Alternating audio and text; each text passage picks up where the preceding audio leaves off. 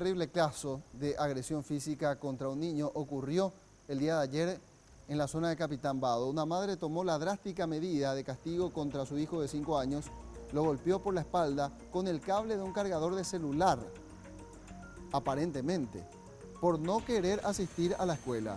El hecho ocurrió ayer, como les decía, en la ciudad de Capitán Vado. Tras el suceso, el pequeño había ido a la casa de sus abuelos, donde se percataron de las heridas en la espalda que tenía este pequeño. Inmediatamente acudieron al hospital de la zona, dando posteriormente parte policial en la comisaría cuarta de Capitán Vado. La madre se encuentra detenida en la dependencia policial y el caso quedó a cargo del fiscal Hernán Mendoza. Y el menor fue entregado a su abuela materna momentáneamente.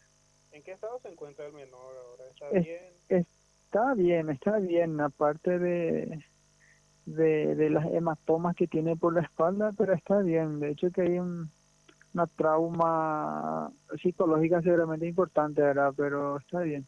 Sí, la gente de la CODEMI se está haciendo cargo también de la criatura para una contención psicológica. El fiscal de turno ya tiene conocimiento y la mujer ya está detenida en la comisaría.